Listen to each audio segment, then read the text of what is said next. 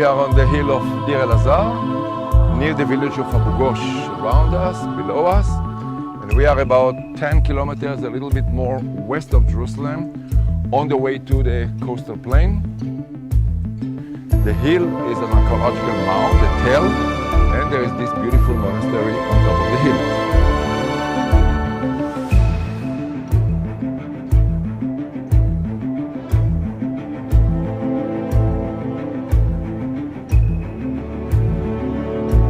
There is a broad understanding among biblical scholars and archaeologists that this is the location of the biblical site of Kiryat Yearim.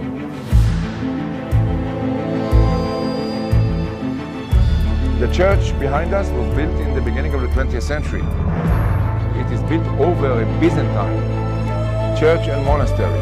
You can still see the remains there. We also need to think about this site as a commanding place, located in a very strategic spot. The view opens to the west all the way to the Mediterranean. And behind us, we can see the outskirts of Jerusalem.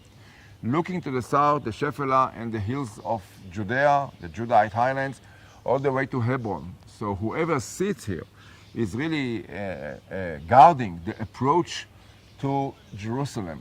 The name Kiryat Yearim is still taken by this monastery, which is dedicated to the Virgin Mary, who is related to the Ark of the Covenant. And we can also look at the church father Eusebius, who gives a list of distances to Jerusalem. And when he speaks about Kiryat Yearim, it's exactly the distance that fits to Jerusalem.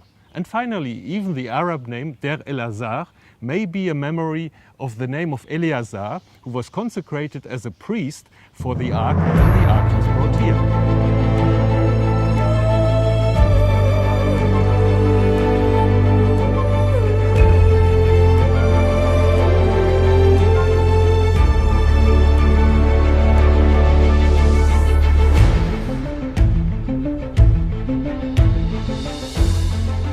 The Ark narrative is related in the books of Samuel, and according to this story, in the beginning the Ark was in Shiloh, in the sanctuary of Shiloh, which is in the north of Israel, and then it was captured by the Philistines during a war with the Israelites. The Philistines brought it to the temple of Dagon in Ashdod, but there the Ark destroyed the god Dagon, the statue of the god Dagon. And then they brought it to other Philistine cities, but still the Ark always did a lot of plagues, and finally the Philistines decided to bring it back to Israel. From there it came first to Beit Shemesh, and from Beit Shemesh here to Kiryat Yearim. There's another story telling then that David would have taken the ark from here to bring it to Jerusalem, but this is probably a later story.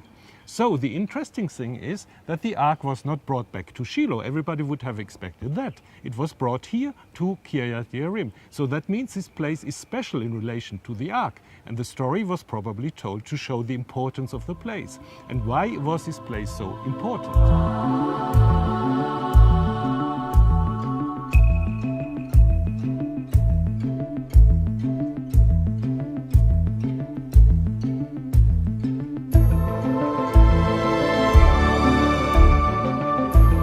Thomas, the Ark narrative is a wonderful story. Now we have to ask ourselves whether we can tie this one way or the other to the ground. Archaeology speaking. So we are not here to raid the lost Ark. We are here in order to try, among other reasons, to understand the background of the story. Where it was written, when it was written, why it was written. Is there a message in the story that the author tries to transmit to us? So for an archaeologist, the first feature which is obvious coming to visit here is that the top of the hill is flat. This is not normal in a hill country hill. So the reason is that there are terraces that can be seen which support some sort of a big platform, rectangular, on top of the hill. In fact, we see one of them behind us, 100 meters long, 7 meters high, going exactly north-south. And we see a feature like this also in the west on the other side. And we can identify the other side. So we have a rectangular platform elevated on top of the hill. So we see it on the ground. We see it in air pictures taken in the beginning of the 20th century by German pilots during World War I. And we see it in a model that we created by flying a drone and creating an elevated model.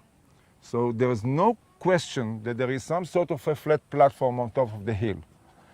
The next step, from the archaeology point of view, is to cut into the terrace and see whether there are indeed big walls in the terrace. So we have cut into the terraces, and indeed, look at it. We have a very big wall here, 3 meters wide, well standing, built of big boulders, inside 3 meters high, based on bedrock. So this is the wall which creates that platform on the summit of the hill. Now, archaeology is all about dating. So we need to date the walls in order to reach a conclusion which may connect us to history. So we cannot use the usual methods of dating here because of erosion. We do not have floors reaching the inside of the big walls over there with the context of pottery and the samples for radiocarbon dating, things like this. But there is another method which is highly sophisticated, modern one, that can provide us with a date, and this is OSL, optical stimulated luminescence. To make a long story short, this is a method which gives you the time passed since particles of quartz were buried in the ground, losing energy that were loaded into them by sun rays, in a simple way to explain this. The next thing to do is to take samples for OSL dating. And see what's here. Yeah. So for instance, we can take a sample from here, Over here, yeah. for the old part, and then we can take a sample from here, for instance, for the repair. reparation part. Yeah, yeah. So, Yeah. and we need to take this out in order to have a full picture of the wall, so that we can prepare a 3D model in order to present it when we publish the results and say this is what we think. Okay. And we took 10 samples, and we have the results now. The most important results, of course, are for the beginning, for the construction of the big walls. And the earliest date fall between 1150 and 750 BC. Now, this is in the Iron Age, but it's not good enough. Why is that? Because the uncertainty is big.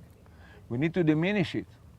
And we can do this by connecting the results of the OSL with the settlement history of the site, because one cannot expect walls like this to have been constructed in a period when the site did not prosper. So incorporating this kind of information, I think that we can solidly say that the walls were constructed in the first half of the 8th century, between around 800 and 750 BC. Now, Thomas, the question is who did it? Yeah. It's like in a crime scene. Who did it? And we have 3 candidates, basically. Judah on the right, Assyria in the background, and Israel on the left.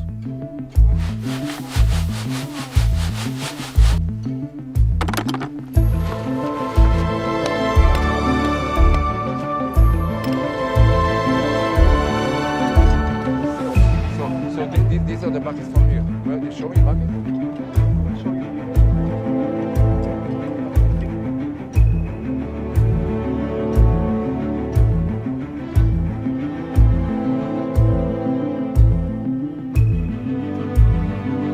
If you do it like in a crime scene, I think we start with the less probable candidate, and the less probable candidate is clearly Judah.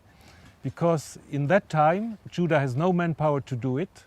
Jerusalem is too small. There's no possibility to imagine that Judahite could construct such a wall. The Assyrians, yeah, of course, they were strong, but it's a little too early for them because they came to the south much later, 705, 701, so it's not a possibility neither. So remains only Israel, the north. And then the question is, of course, it's quite close to Jerusalem, but if you look on the platform, I think we can do some comparisons with the situation in the north. So the fact of the matter is that platforms like this are known in the entire region only in the territory of the Northern Kingdom. So we have even Samaria, the capital, and Jezreel, which was a stronghold in the Jezreel Valley. Then we have 2 fortresses that had been built by the Northern Kingdom in Moab, also with elevated platforms. So this should not come as a surprise that we are here with a structure that was put in place by the Northern Kingdom in the first half of the 8th century. And it should not come as a big surprise also from the territorial point of view, Thomas. Right. If we go back to the Bible, we see that in the book of Joshua, Kiryat Yearim is sometimes related to Judah, to the tribe of Judah, or to the land of Judah, and sometimes to Benjamin. And in the oldest text, it's probably Benjamin. And Benjamin is part of the north. So we have here clearly a border situation. And we also have evidence in the second book of Kings of the battle of Beth Shemesh. Joash, king of Israel, in the beginning of the 8th century, defeats the king of Judah at Beth Shemesh, takes him captive, and breaks the walls of Jerusalem. The meaning is that Judah becomes vassal of Israel. So in the first half of the 8th century, and especially in the time of the greatest king of the north, who ruled for over 40 years, Jeroboam II, it is not surprising that he could have constructed here a domination platform, a stronghold, on the way to Jerusalem, to control Jerusalem, to rule over Jerusalem. And then, of course, we have another question, whether this can, one way or the other, be connected back to the Ark narrative.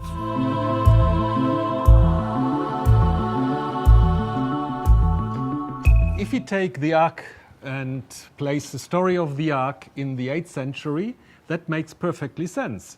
It's probably a northern story because it starts in Shiloh and it tells us how the Ark arrives here in this place. And in the time of Jeroboam II, that makes perfectly sense. What we have seen in archaeology is that probably here is an important place for fortification, for hosting a sanctuary.